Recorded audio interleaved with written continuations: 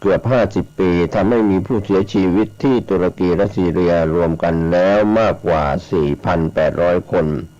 ตุรกีตั้งอยู่ในเขตที่มีการเกิดแผ่นดินไหวมากที่สุดแห่งหนึ่งของโลกโดยปี 2542 ได้เกิดแผ่นดินไหวตามรอยเลื่อนนาโตเลียเหนือในจังหวัดดุษเซทางตอนเหนือของตุรกีฆ่าชีวิตผู้คนไปมากกว่า 17,000 คนโครงสร้างพื้นฐานในพื้นที่ภาคใต้ของตุรกีและซีเรียมีความต้านทานต่อแรงสั่นสะเทือนต่ำประกอบกับเหตุการณ์นี้เกิดขึ้นในช่วงเช้าตรู่ขณะที่ผู้คนกำลังนอนหลับอยู่นอกจากนั้นที่นี่ยังเป็นพื้นที่ที่ไม่มีแผ่นดินไหวขนาดใหญ่มานานกว่า200 ปีทำให้ประชาชนมีความเตรียมพร้อมค่อนข้างน้อยแผ่นดินไหวขนาด 7.8 ริกเตอร์เมื่อวันจันทร์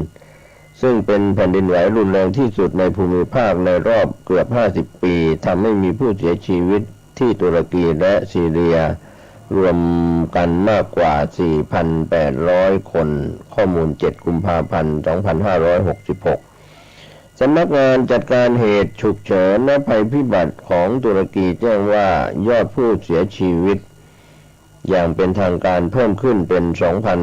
2,921 คนรัฐบาลประกาศไว้ทุกข์เป็นเวลา7 วันมีผู้บาดเจ็บเกือบ 14,500 คนอาคารพังเสียหายเหลือแต่ซากราว 5,606 หลังผู้สื่อข่าวชาวตุรกีวัย 23 ปีเปิดเผยว่าไม่เคยเจอแผ่นดินไหวรุนแรงเช่นนี้มาก่อนในชีวิตด้านรัฐบาลและเจ้าหน้าที่กู้ภัยในซีเรียแจ้งว่ามีผู้เสียชีวิตแล้วอย่างน้อย 1,444 คนบาดเจ็บ 3,411 คนศูนย์แผ่นดินไหวแห่งชาติของซีเรียระบุว่าเป็นแผ่นดินไหวใหญ่ที่สุดเท่าที่ทางศูนย์เคยบันทึกมาทำไมจึงรุนแรงแผ่นดินไหวขนาด 7.8 ริกเตอร์ครั้งนี้ถูกจัดอยู่ในประเภทรุนแรงตามมาตราวัดแมกนิจูดที่เกิดขึ้นตามรอยเลื่อนประมาณ100 กิโลเมตรทำให้เกิดความเสียหายร้ายแรงต่ออาคารใกล้กับรอยเลื่อนศาสตราจารย์โจแอนนาฟลาววอลเกอร์ผู้อำนวยการสถาบันลดความเสี่ยงและภัยพิบัติแห่งมหาวิทยาลัยคอนเรดลอนดอนกล่าวตอนหนึ่งว่าจากเหตุแผ่นดินไหวที่ร้ายแรงที่สุดมีเพียง2 ครั้งในช่วง10 ปีที่ผ่านมาที่มีความรุนแรงเท่ากันและ4 ครั้งใน10 ปีที่ผ่านมาแต่ไม่ใช่แค่พลังของแรงสั่นสะเทือนเท่านั้นที่ทำให้เกิดหายนะเนื่องจากเหตุการณ์นี้เกิดขึ้นในช่วงเช้าตรู่ขณะที่ผู้คนกำลังนอนหลับอยู่นอกจากนั้นที่นี่ยังเป็นพื้นที่ที่ไม่มีแผ่นดินไหวขนาดใหญ่มานานกว่า200 ปีหรือมีสัญญาณเตือนใดๆดังนั้นระดับการเตรียมพร้อมจะน้อยกว่าพื้นที่ซึ่งคุ้นเคยกับการรับมือแรงสั่นสะเทือนมากกว่าครับก็เปลือกโลกประกอบด้วยชิ้นส่วนเล็กๆที่เรียกว่าแผ่นเปลือกโลกซึ่งวางเรียงชิดกันแผ่นเปลือกโลกเหล่านี้มักจะพยายามเคลื่อนที่แต่ถูกขัดขวางโดยแรงเสียดทานจากการเสียดสีกับแผ่นที่อยู่ติดกันแต่บางครั้งแรงดันก็ก่อตัวขึ้นจากแผ่นเปลือกโลกแผ่นหนึ่งกระจุกเรียกว่าจากแผ่นหนึ่งกระตุกขวางทำให้พื้นผิวเคลื่อนตัวโดยกรณีนี้แผ่นเปลือกโลกอาหรับเคลื่อนที่ไปทางเหนือและบดกับแผ่นเปลือกโลกอนาโตเลียแรงเสียดทานจากแผ่นเปลือกโลกเป็นสาเหตุของแผ่นดินไหวที่สร้างความเสียหายอย่างมากในอดีตเมื่อวันที่13 สิงหาคม 2365ได้เกิดแผ่นดินไหวในพื้นที่เดียวกันนี้ขนาด 7.4 ริกเตอร์ซึ่งน้อยกว่าขนาด 7.8 ริกเตอร์ที่บันทึกไว้ในครั้งล่าสุดแต่ถึงกระนั้นแผ่นดินไหวในศตวรรษที่19ยังส่งผลให้เมืองต่างๆในพื้นที่ได้รับความเสียหายอย่างใหญ่หลวงโดยมีผู้เสียชีวิต 7,000 ราย โดยเฉพาะเมืองอเลปโปเพียงแห่งเดียวอัฟเตอร์ช็อคที่สร้างความเสียหายต่อเนื่องเป็นเวลาเกือบ1 ปีศูนย์กลางของแผ่นดินไหวเมื่อวันจันทร์อยู่ที่ความลึกค่อนข้างตื้นประมาณ 17.9 กิโลเมตรใกล้กับเมืองกาซีอันเตปของตุรกีซึ่งมีประชากรราว2 ล้านคนอัฟเตอร์ช็อคเกิดขึ้นหลายครั้งหลังจากแผ่นดินไหวในปัจจุบันนักวิทยาศาสตร์คาดว่าแผ่นดินไหวจะเป็นไปตามแนวโน้มเดียวกันกับแผ่นดินไหวครั้งใหญ่ก่อนหน้านี้ในภูมิภาคทั้งนี้ตุรกีตั้งอยู่ในเขตที่มีการเกิดแผ่นดินไหวมากที่สุดแห่งหนึ่งของโลกโดยเมื่อปี 2542 ได้เกิดแผ่นดินไหวตามแนวรอยเลื่อนอนาโตเลียเหนือในจังหวัดดุษเซทางตอนเหนือของตุรกีฆ่าชีวิตผู้คนไปมากกว่า 17,000 คนวัดความรุนแรงของแผ่นดินไหวได้อย่างไรก็มีการวัดในระดับที่เรียกว่าเมื่อตามโมเมนต์แมกนิจูดซึ่งเข้ามาแทนที่มาตราริกเตอร์ที่รู้จักกันดีซึ่งปัจจุบันถือว่าล้าสมัยและมีความแม่นน้อยกว่าโดยตัวเลขที่เกิดจากแผ่นดินไหวครั้งนี้แสดงถึงการรวมกันระยะทางที่รอยเลื่อนเคลื่อนตัวและแรงที่เคลื่อนตัวโดยปกติแล้วการสั่นไหวที่ 2.5 หรือน้อยกว่านั้นไม่สามารถรู้สึกได้แต่สามารถตรวจจับได้ด้วยเครื่องมือรู้สึกถึงการสั่นสะเทือนถึง5 ครั้งและทำให้เกิดความเสียหายเล็กน้อยแผ่นดินไหวที่ตุรกีขนาด 7.8 นั้นจัดว่ารุนแรงและมักจะสร้างความเสียหายอย่างร้ายแรงดังเช่นในกรณีนี้ส่วนแรงสั่นสะเทือนที่มากกว่าระดับ 8 จะก่อให้เกิดความเสียหายร้ายแรงและสามารถทำลายชุมชนที่อยู่ตรงจุดศูนย์กลางแผ่นดินไหวได้อย่างสิ้นเชิงโครงสร้างพื้นฐานที่ไม่มั่นคง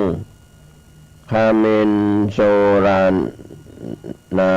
นักภูเขาไฟวิทยาแห่งมหาวิทยาลัยพอตสมัตแห่งสหราชอาณาจักรกล่าวว่าเนื่องจากแผ่นดินไหวไม่สามารถคาดการณ์ได้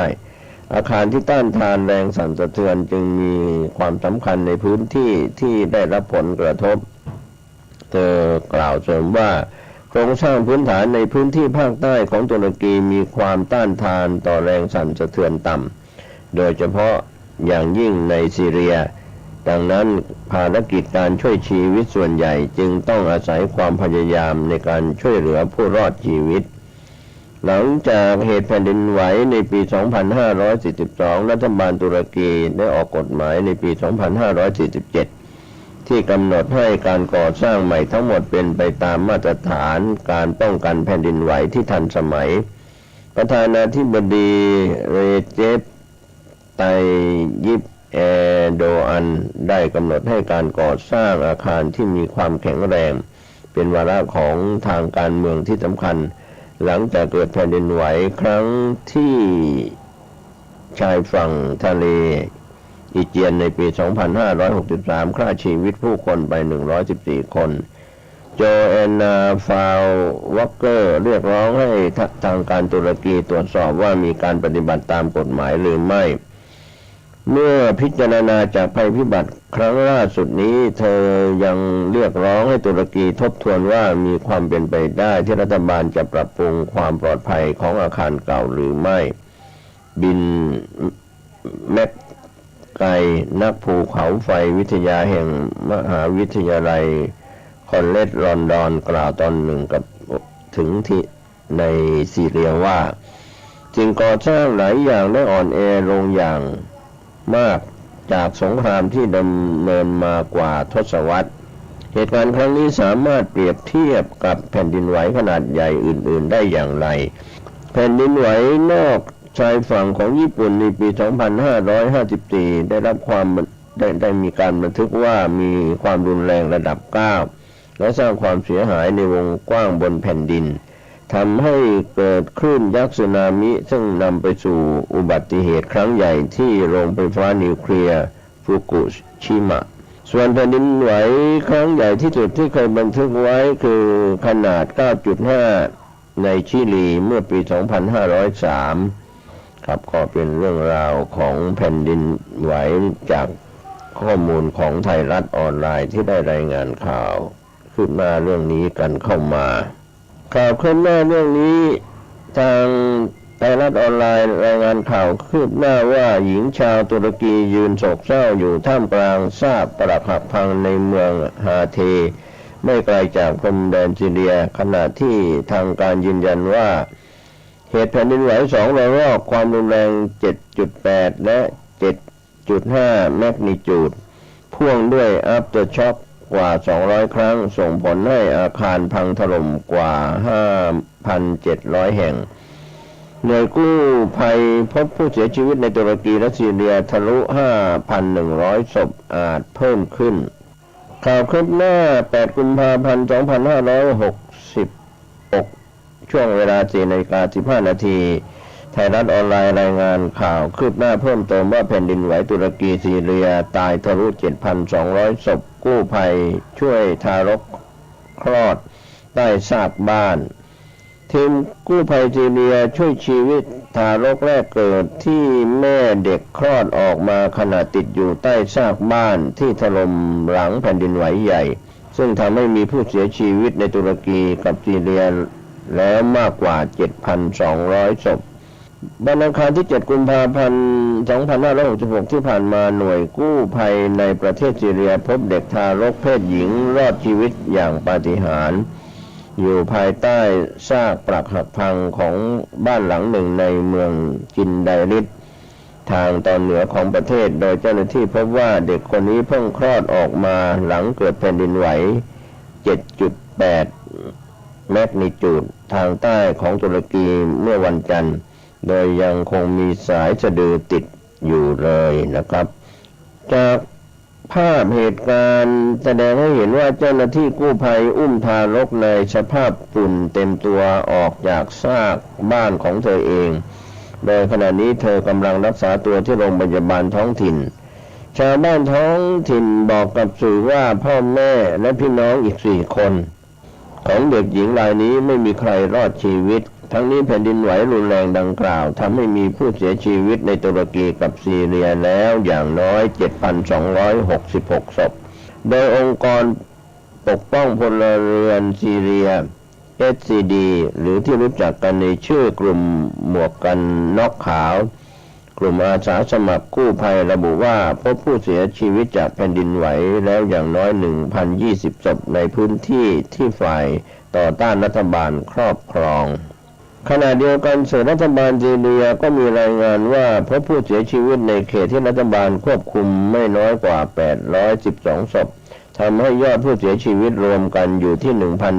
1,832 ศพซีเรียยังอยู่ภายใต้สถานการณ์สงครามกลางเมืองซึ่งฝ่ายรัฐบาลและฝ่ายต่อต้านต่างยึดครองพื้นที่บางส่วนของประเทศเอาไว้ส่วนตุรกีรัฐมนตรีว่าการกระทรวงสาธารณสุขเปิดเผยงานแถลงข่าวว่าจำนวนผู้เสียชีวิตจากแผ่นดินไหวในประเทศเพิ่มขึ้นเป็น 5,434 ศพแล้วส่วนข่าวคืบหน้าจากไทยรัฐออนไลน์เพิ่มเติมว่าผู้นำตุรกีประกาศภาวะฉุกเฉิน10 จังหวัด3 เดือนรับมือวิกฤตแผ่นดินไหวประธานาธิบดีตุรกีประกาศสถานการณ์ฉุกเฉินใน10 จังหวัดที่ได้รับผลกระทบจากแผ่นดินไหวนาน3 เดือนเพื่อจัดสรรทรัพยากรช่วยผู้ประสบภัยในขณะที่จำนวนผู้เคราะห์ร้ายยังเพิ่มไม่หยุดก็เป็นการรายงาน7 กุมภาพันธ์ 2566 ประธานาธิบดีเรเจป ไตยิป เอโดอันแห่งประเทศตุรกีประกาศสถานการณ์ฉุกเฉินใน10 จังหวัดที่ได้รับผลกระทบจากเหตุแผ่นดินไหวรุนแรงมากที่สุดเป็นเวลา3 เดือนเพื่อระดมทรัพยากรช่วยเหลือผู้ประสบภัยหลังเหตุธรณีพิโรธครั้งนี้ทำให้มีผู้เสียชีวิตในตุรกีและซีเรียมากกว่า 5,000 ศพแล้วนายเอโดอันออกแถลงการผ่านโทรทัศน์ว่าจำนวนผู้เสียชีวิตจากเหตุแผ่นดินไหวในประเทศล่าสุดอยู่ที่ 3,549 ศพและเขาก็ออกคำสั่งสถานการณ์ฉุกเฉินเพื่อรับประกันว่างานกู้ภัยสามารถดำเนินการได้อย่างรวดเร็วและทำให้เจ้าหน้าที่บรรเทาทุกข์ และความช่วยเหลือทางการเงินสามารถเข้าถึงพื้นที่ประสบภัยทางตะวันออกเฉียงใต้ของประเทศนี่นับเป็นการประกาศสถานการณ์ฉุกเฉินครั้งแรกในตุรกีนับตั้งแต่ปี 2559 หลังเกิดความพยายามก่อรัฐประหารโดยคำสั่งล่าสุดนี้จะจบลงก่อนถึงการเลือกตั้งวันที่ 14 พฤษภาคมโดยนายเอโดอันจะร่วมลงสมัครเพื่ออยู่ในอำนาจต่อไปหลังจากปกครองประเทศมานานร่วม 20 ปี ในด้านการช่วยเหลือผู้ประสบภัยเจ้าหน้าที่หน่วยกู้ภัยตุรกีต้องเผชิญกับฝนตกอย่างหนักและมีหิมะตกบางจุดเจ้าหน้าที่ในเมืองอาดานาก็ใช้เครื่องจักรขนาดใหญ่ค้นหาผู้รอดชีวิตใต้ซากปรักหักพังตลอดคืนวันจันทร์ที่ผ่านมาขณะที่ชาวเมืองจำนวนมากกลายเป็นคนไร้บ้านทั้งจากการสูญเสียบ้านหรือไม่กล้าอาศัยอยู่ในบ้านเพราะกลัวอัฟเตอร์ช็อคทั้งนี้แผ่นดินไหวรุนแรงระดับ 7.8 แมกนิจูดเกิดขึ้นในช่วงเวลา 4:17 นาทีของวันจันทร์ที่ 6 กุมภาพันธ์ 2566 ตามเวลาท้องถิ่นของตุรกีจุดศูนย์กลางอยู่ใกล้เมืองกาซีอันเตปที่ความลึก 17.9 กิโลเมตรแต่หลังจากนั้นไม่นานกลับเกิดแผ่นดินไหวระดับ 7.5 ตามมาที่เขตเอ็นบิตตันจังหวัดคารามันมารัต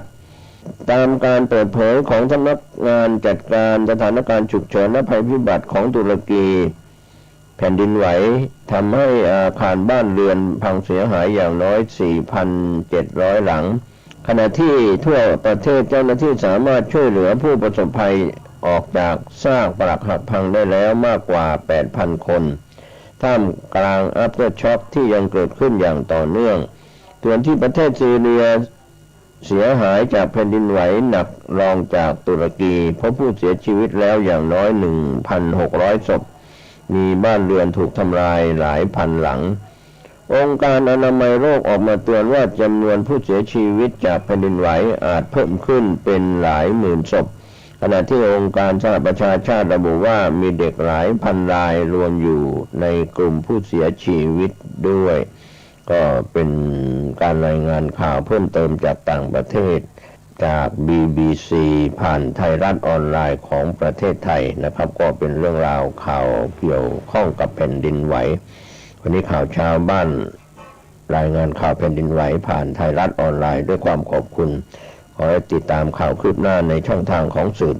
ในช่องทางทุกแขนงสาขาสื่อไทยสื่อเทศก็จะรับรายงานข่าวเพิ่มเติมข่าวคืบหน้ากันเข้ามาวันนี้ขอให้เราได้ตั้งอยู่ในความไม่ประมาทเรื่องของแผ่นดินไหวสวัสดีครับ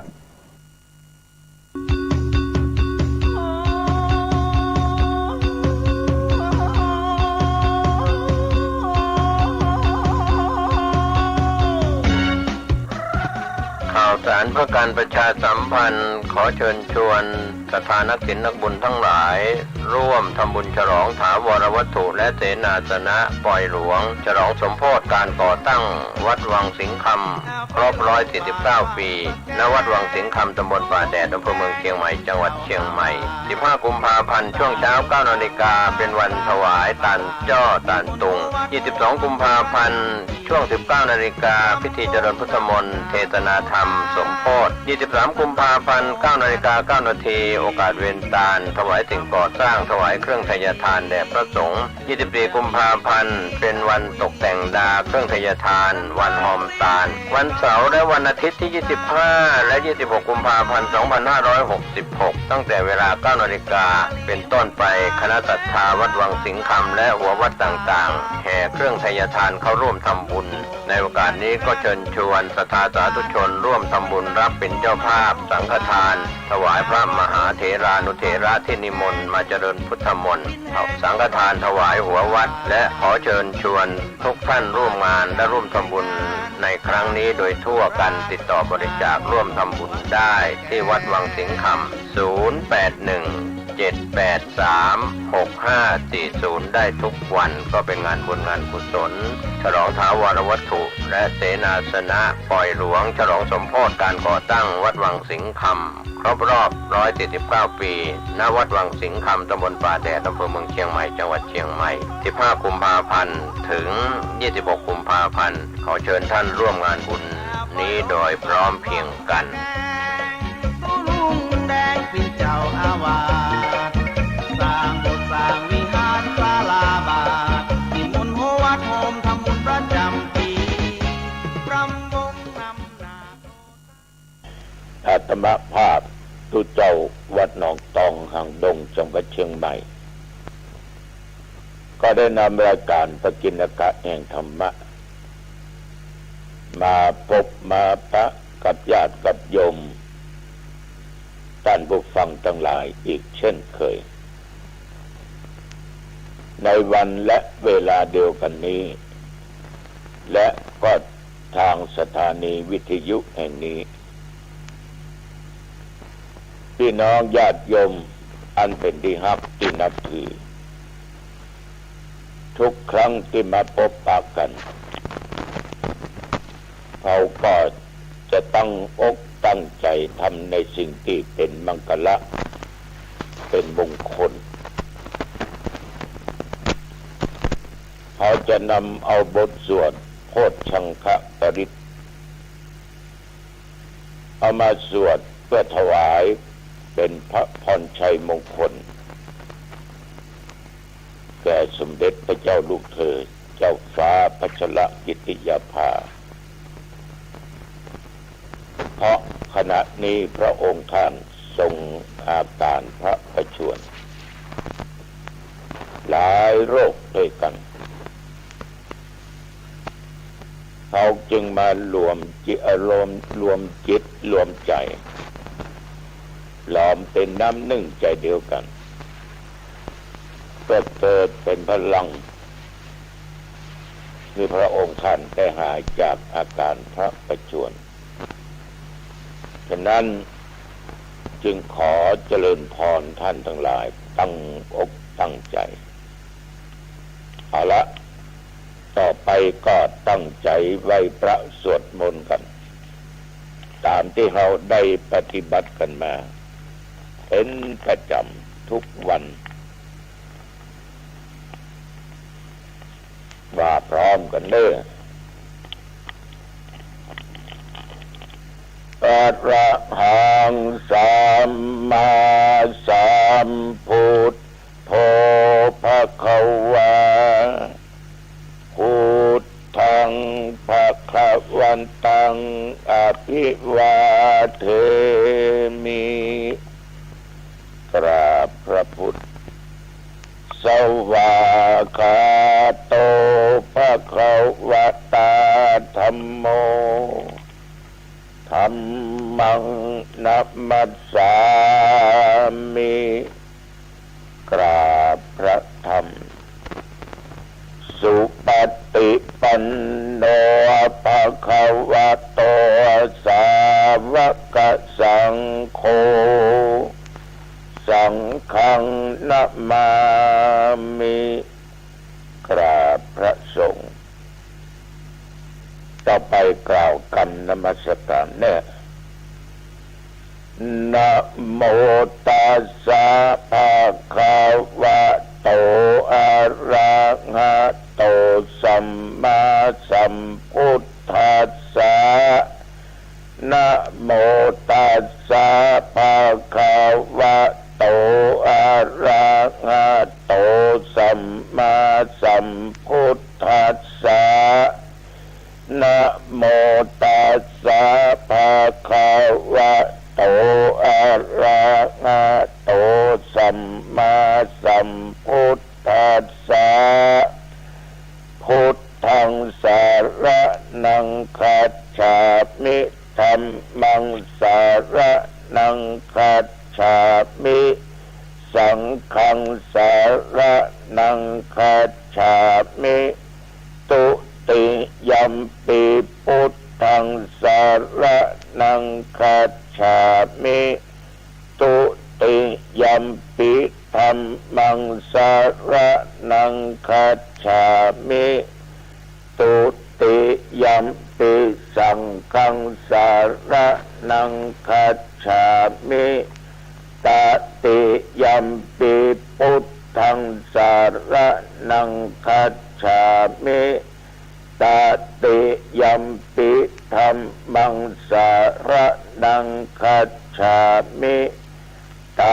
ติยัมปิสังฆังสร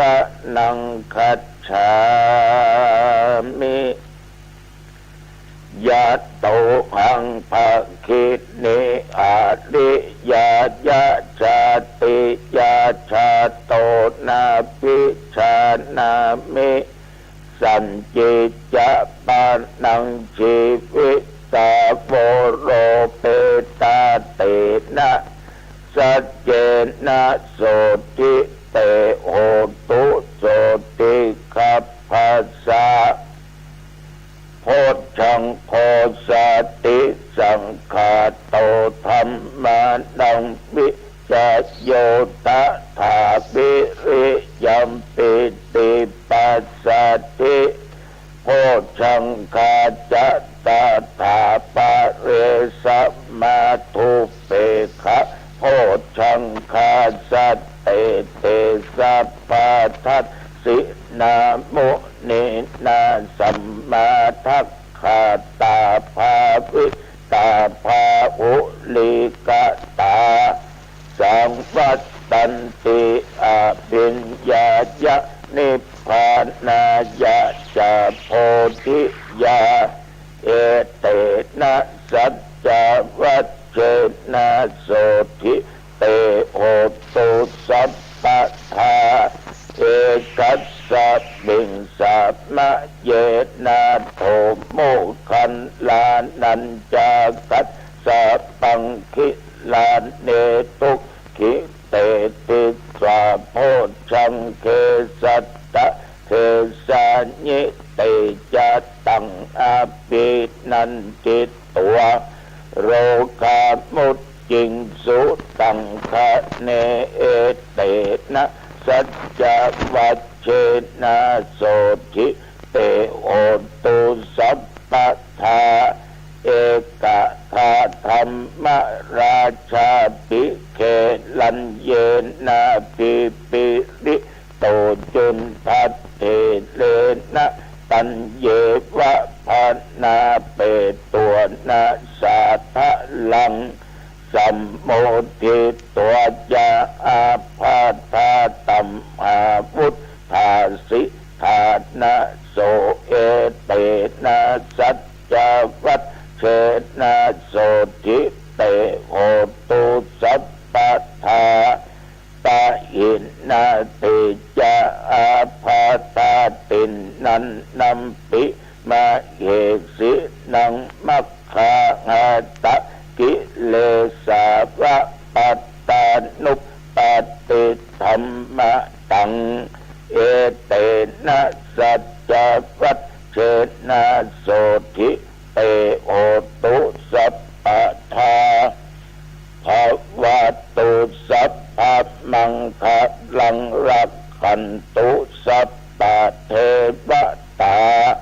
สัพพะพุทธานุภาเวนะสัทธาโสทิภวันตุเตภ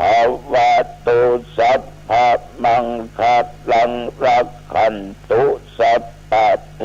วตาสัพพะธัมมานุภาเวนะสัทธาโสทิภวันตุเตภวะตุสัพพะมังคะลังรักขันตุสัพพะเทวตา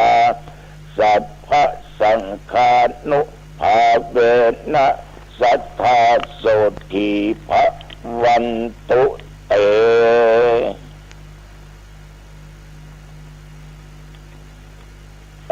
กรมอุตุได้ประกาศหรือพยากรณ์ไว้ว่านับตั้งแต่เมื่อตะวันวาเป็นต้นมาจนถึงปัจจุบันบัดเดี๋ยวนี้ บ่มีรายงานฝนตกนะบ่มีรายงานฝนตกเพียบริเวณหนองตองวัดหนองตองอุณหภูมิลดลงเหลือ15 องศาในปัจจุบันเดี๋ยวนี้ท้องฟ้าแจ่มใสดีเนาะ แต่อากาศหนาวเย็นลงไปแต่ก็ยังเคยอู้เคยจ่ากันนะเนาะกลางวันอากาศก็เริ่มร้อนไปที่ไหนก็ลำบากละไปที่ไหนลำบากเพราะมันร้อนเมื่อมันหนาวมันเย็นบอกพอให้พอดีนี่นะมันหนาวเกินจนไปเอาไปแอวบ้านเพื่อนบ้านฝูงไปวัดไปวาไปงั้นไปนี่ก็ไม่ต้องเปิดพัดลมคนที่อยู่นอนอยู่ในห้องนอนก็ไม่ต้องเปิดแอร์ประหยัดกับไฟไปจัดนักเริ่มนอนมาก็เริ่มเปิดพัดลมกันเปิดแอร์กันค่าไฟมาถึงเดือนก็เพิ่มขึ้นไปทั้งฉะนั้นอาตมาจึงบอกว่าหนาวเย็นนะดีแต่บางท่านก็บอกว่ามันเปลืองผ้าเปลืองครัวไปที่ไหนเป็นบรรลุงอุ้งอังก็เขาต้องมีแล้วโลกผ้าติดใส่ติดนุ่งที่ห่มญาติโยมท่านผู้ฟังผมได้ไปเถียงกันนะก็ดีคนละอย่างเนาะ อันนี้ตัวเจ้าอู้ให้ฟังไปได้แต่ญาติโยมแต่ว่านี้ก็มีการมีงานหลายอย่างหลังจากเสร็จการที่นำสรีระร่างกายของโยมศรัทธาวัดอาตมาภาพไปตุ่มไปตอดไปเผากันที่ปัจจาจะมากับพระเรขาก็ต้องรีบนั่งรถขึ้นเชียงใหม่ไปอย่างไปประชุมกัน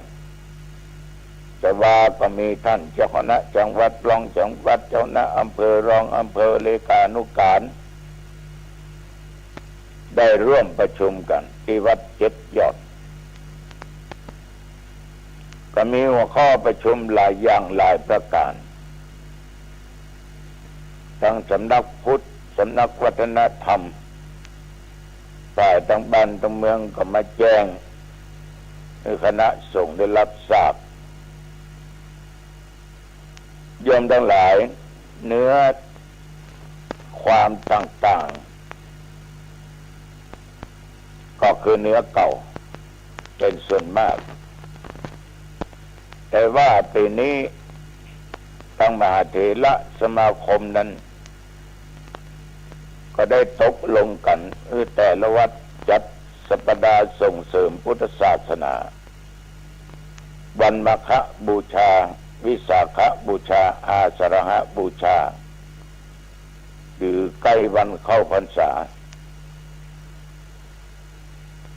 เพราะใดญาติโยมเพราะเหตุว่ามันเป็นสิ่งหนึ่งที่เราจำเป็นต้องทำเป็นวันสำคัญของพระพุทธเจ้าในฐานะที่เราเป็นชาวพุทธมีพระพุทธเจ้าเป็นหลักเราได้ศึกษาได้ห้ามได้เรียนได้ปฏิบัติพุทธวจนะคำสอนของพระองค์เราได้โปนตุกได้ตั้งกายตั้งใจก็เพราะคำสอนถ้าคนเรามีคำสอนของพระพุทธเจ้ามีศีลมีธรรมมันจะเดือดร้อนขนาดนักกันเนาะโยมเนาะนี่เพราะว่าเอามีคำสอนของพระพุทธเจ้าฉะนั้นวันมาฆะจึงเป็นวันสำคัญวิสาขะก็เป็นวันสำคัญอาสาฬหะก็เป็นวันสำคัญ บางเตื้อเอาอย่างเอาวันอัฐมีบูชาวันที่เป็นเผาเดิมกันนะทีนี้ปีนี้ทางสำนักพุทธส่วนกลางได้จัดสัปดาห์ส่งเสริมพุทธศาสนากันขึ้นดอกจากแต่ละอำเภอคณะสงฆ์จัดร่วมกับญาติโยมก็ได้จัดเป็นส่วนกลางอธิวัตรพระสิงห์ก็จะเริ่มเปิดกันวันที่28 กุมภาพันธ์เป็นต้นไปเพราะนั้นก็จะมีการมอบโล่และใบเกียรติบัตรแก่วัด5 ศอวัดอปตวัดสิงห์5บาศกอุบาสิกาดีเด่นกลุ่มสตรีแม่บ้านดีเด่นก็จะได้มอบกันในวันที่28 เดือนกุมภาพันธ์ทางดงก็ได้รับหลายวัดอุบาสกบาสิกาก็ได้รับหลายท่านหลายคนวันนี้ก็จะให้ทางเลขานุการแจ้งให้แก่ผู้มีรายชื่อก็เป็นการให้กำลังอกกำลังใจต่อบาศกบาสิกาที่บละวัดละวาบละคำสอนของพระพุทธเจ้าแล้วตะวานี้ก็ได้แจ้งข่าวบุคคลที่ทำงานให้แก่พุทธศาสนาที่จะได้รับเสาสีมาธรรมจักรทองมีตุเจ้าตนหนึ่งและมีอุบาสกคนหนึ่งบาสิกาคนหนึ่งได้รับจากพระหัตถ์ของสมเด็จพระเทพเหมือนหลายสิบปีมาที่ตุเจ้าวัดหนองตองได้รับสาขาเผยแผ่พุทธศาสนาดีเด่นในประเทศไทยในประเทศไทยมันกำนะต่อออกไม่ออกญาติโยมก็อีกประการหนึ่งก็เกี่ยวกับพฤติกรรมของดุจเจ้าพระเนนที่เป็นข่าวก็ฝากไว้กับเจ้าคณะผู้ปกครองช่วยกันสอดส่องดูแลพฤติกรรมต่างๆเรื่องบางเรื่องมันก็แตะบางเรื่องมันก็บ่จริงบางเรื่องก็เป็นเรื่องเก่าฉะนั้นญาติโยมผู้บริโภคผู้ได้หูได้หันก็ต้องไปสนใจต้องไปใส่ใจนะถ้าไปสนใจใส่ใจก็จะไปวิพากษ์วิจารณ์กันอย่างนั้นอย่างนี้แต่มาได้แสดงธรรมขึ้นแล้วที่วัดบ้านน้อยอำเภอสังกะแปงก็ได้บอกกับญาติกับโยมว่าพุทธศาสนาเขาเนี้ยมันได้เสื่อมถ้ามันเสื่อมให้ญาติโยมบะมีจนถึงตลอด 2,566 ปีเนี่ยจะต้องมีต่อไปเจริญต่อไปก้าวหน้าต่อไปถ้าธรรมวินัยของพระพุทธเจ้าอันเป็นตัวแทนของพระพุทธเจ้าไม่ได้เสื่อมอันนั้นเป็นเรื่องของบุคคลเรื่องกรรมเรื่องเวรทุกยุคทุกสมัยมันก็มีถึงคนดีและคนบดีต่อออกไม่ออกญาติโยมอย่าได้ใส่ใจเรื่องว่าเสื่อมหรือไม่เสื่อมของเขาเนี่ยจะไปเสื่อมจากศีลธรรมนี่เขาเป็นคนดีในฐานะเป็นชาวพุทธจะไปเป็นพุทธซิแลนด์นะท่านทั้งหลายหลายอย่างที่ได้อู้ได้จ่ารวมถึงการบวชติดภาคฤดูร้อนทางวัฒนธรรมก็บอกว่าส่วนกลางก็จะมีงบช่วยแต่ของมารวมกันเป็นจุดเดียวถึงจังหวัดเขากำกึดเขาหรอกขนาดจะบวชแต่ละอำเภอเนี่ย ก็ต้องใจทุนทรัพย์บวชที่ไหนก็ที่หั่นไปก็รับผิดชอบกันอยู่แล้วญาติโยมทั้งหลายเงินสงเคราะห์ช่วยเหลือในการบวชก็น้อยเดียว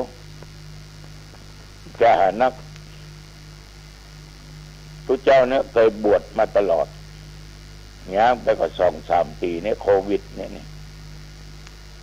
เพื่อเอาบวชเป็น40-50เป็น100 ตนบวชพอเสร็จตอนพอศึกพ่องเอาผ้าไตรมาให้2 ใจก้าหัวคนละ50 บาทน้ำปานะดะข้าวกุ้มแต่ละตนแต่ละองค์ญาติโยมแต่ละวัดแต่ละที่ต้องอัตตาหิอัตโนนาโถ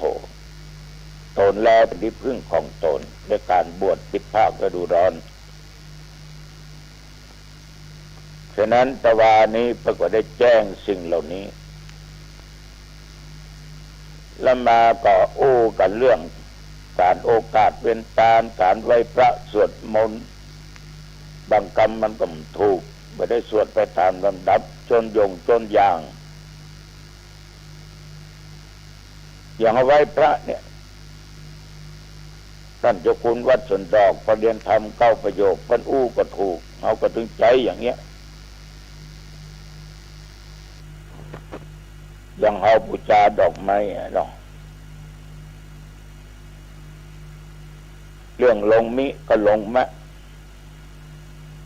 ญาติโยมอิมินาสกาเลนะพุทธังอภิปูชยามิมันถูกแต่มันก็ไปขัดแย้งที่สอนกันมาว่าธรรมะมันใจได้ทุกคนคนหมู่มากถ้าคนเดียวใจมิมันก็คนเดียวนะที่อู้คนนั้นก็ว่าคนนี้ก็ว่ามันเป็นเอกของมันอยู่ตนเดียวคนเดียวแต่อย่างอันบทพระรัตนตรัยนั่นน่ะบดีพุทธังสรณังคัจฉามะอิธัมมังสรณังคัจฉามะสังฆังสรณังคัจฉามะอิมันต้องมีนะมันต้องมีนี่ก็ใจมาเหมือนแต่ก็ขัดแย้งกันฉะนั้นญาติโยมท่านผู้ฟังต่อไปถ้าเอาได้รวบรวมกันดังที่เจ้าคุณเขาอู้ก็จะแจกจ่ายให้แก่ผู้จารนะทุกวัดทุกวาเนาะเพื่อนกำลังจะรวบรวมกันเอากรรมที่มันถูกต้องแม่นมันมีอย่างอันเมินละแต่เมื่อมันผิดมาเมินก็แก้ไขกันเนี่ยมันใช่ผิดแล้วไปไม่ยอมแก้ไขนั่นก็บ่ถูกจัดลงก็ฟังกันต่อไปต้องขอบใจต่อป้อวิโรจน์แม่โสภาเนอะอันนี้เป็นรายการธรรมะหรอกเป็นเจ้าภาพในการแสดงธรรมพอลุงสุทัศน์บ้านคลองสุขเสาแต่ท่านหลายคนคุณวิไลวงพุทธนี่ก็แฟนพันธุ์แท้ตัวเจ้าหนองตองไปฮั่นก็มีญาติโยมมากมายหลายคนหลายท่านแล้วก็คุณณรงค์วงพุทธอันนี้ก็ไปร่วมญาติโยมก็ขอบใจเป็นอย่างมากก็สิทรโมทนาแล้วก็ยังมีโยมสุมิตราสาวแดงไม่ถึงสาวแดงกันนะ มีแม่อุ้ยตาคำฟันอันนี้คนนอกแก่แม่อุ้ยจันยาสมุทรแล้วมีหลายตั้นหลายคนแล้วก็ที่เป็นบุจารเป็นพิธีกรก็ผู้อ้วนแม่แตง แล้วเปิ้ลก็ทำบุญครบ50 วันของอดีตเจ้าอาวาสที่เป็นได้ถึงแก่มรณภาพไปอายุได้83 ปีตายไปเมื่อวันที่11 เดือนธันวาคม 2565แต่50 วันตว่าปนิมนต์ทุกเจ้าสวดพุทธมนต์50 ตนหลังจากเทศจบแล้วบรรยากาศวัดบ้านน้อยในกว้างขวางมากใหญ่โตมันมีศรัทธาอุปถากธรรมปันกว่าหลังคาเรือนแต่เสียดายมีตุเจ้าเหลือ2 ตนเน้นบ่มีอันนี้น่าเป็นห่วงดีนะยังมี2 ตนตุเจ้าพระเนนก็เหลือน้อยลงน่าห่วงแต่ญาติโยมฉะนั้นศรัทธาสาธุชนญาติโยมขอบใจนักๆที่ตั้งอกตั้งใจฟังธรรมะสิ่งใดดีงามก็ฝากไปเป็นข้อปฏิบัติกันต่อไปเอาละวันนี้อ่านว่าเป็นเวลาเป่าสมควรคืนนี้ก็ปะกันเลยที่วัดคันธรสปัสสางอายุวันโนสุขขังพลังพบกันใหม่โอกาสหน้าเจริญพร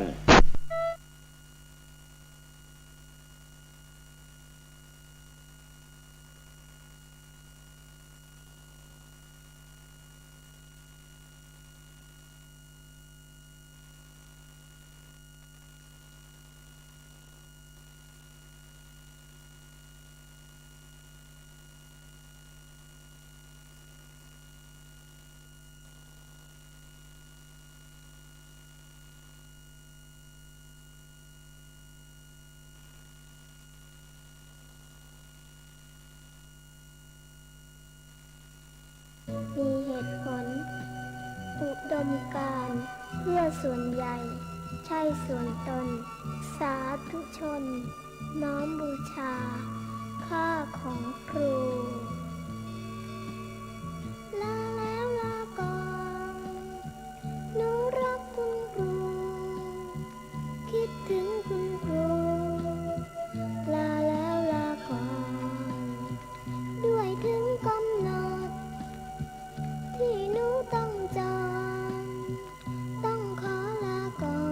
นสวัสดีคุณครูลาแล้วลาก่อนหนูรักคุณครูคิดถึงคุณครูลาแล้วลาก่อนด้วยถึงกำหนดที่หนูต้องจรต้องขอลาก่อนสวัสดีคุณครู คุณครูครับ